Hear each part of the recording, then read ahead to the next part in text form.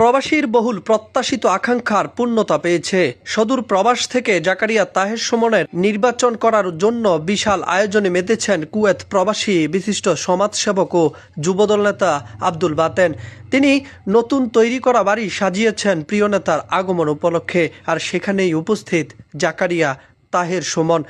জাতীয় সংসদ নির্বাচনকে সামনে রেখে জমকালো আয়োজনে মেতেছে প্রবাসীরা।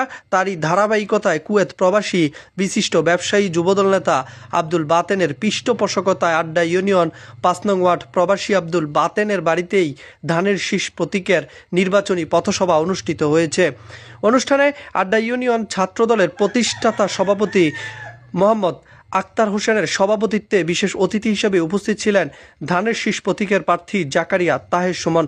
বিশেষ অতিথি হিসেবে উপস্থিত ছিলেন উপজেলা স্বেচ্ছাসেবক দলের নির্বাহী সদস্য মোহাম্মদ নাসির হোসেন, অস্ট্রেলিয়া প্রবাসী ও যুবদল নেতা মোহাম্মদ জামাল হোসেন, ইউনিয়ন বিএনপির সাংগঠনিক সম্পাদক কাজী শরীফ, ইউনিয়ন কৃষক দলের সভাপতি রুহুল আমিন, ৫ নং ওয়ার্ড বিএনপির সভাপতি মোহাম্মদ আনোয়ার হোসেন। এছাড়াও উপস্থিত ছিলেন কাতার প্রবাসী যুবদল নেতা নূর আলম, ইউনিয়ন ছাত্রদলের যুগ্ম সাধারণ সম্পাদক শাহিদুর রহমান শিপু, ছাত্রদল নেতা নুরুজ্জামান সহ আরও অনেকেই।